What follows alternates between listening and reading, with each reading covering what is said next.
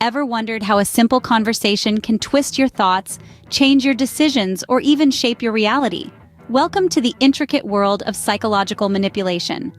Diving right in, psychological manipulation is a tactic that can be as subtle as a gentle nudge or as forceful as a full-blown emotional assault.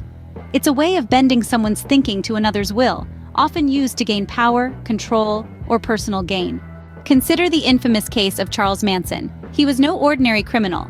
Manson used a technique known as gaslighting.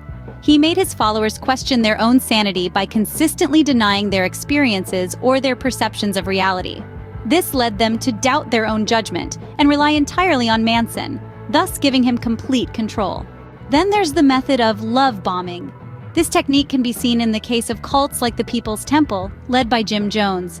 He showered his followers with love and attention, making them feel special and appreciated. However, this was merely a facade to gain their trust and loyalty. Once he had their devotion, he used fear and intimidation to control them, ultimately leading to the tragic event known as the Jonestown Massacre. Moving on to a more common form of manipulation, guilt tripping.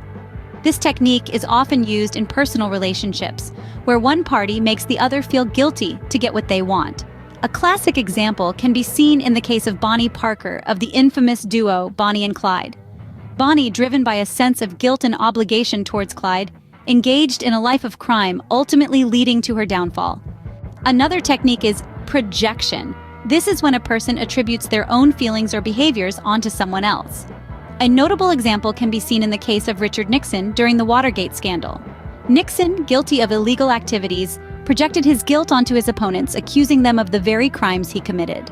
Lastly, there's victim blaming, where the victim of a crime or any wrongful act is held entirely or partially responsible for the harm that befell them. Brock Turner's case is a grim example of this.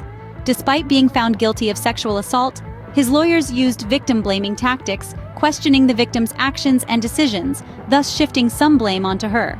To summarize, psychological manipulation is a powerful tool that can bend a person's thoughts, decisions, and even their reality. Techniques such as gaslighting, love bombing, guilt tripping, projection, and victim blaming are commonly used by manipulators for their own gain.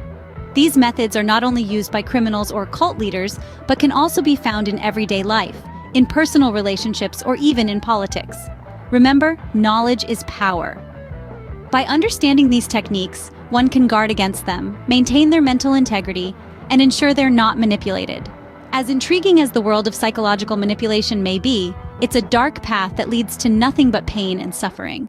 Stay aware, stay strong, and stay safe.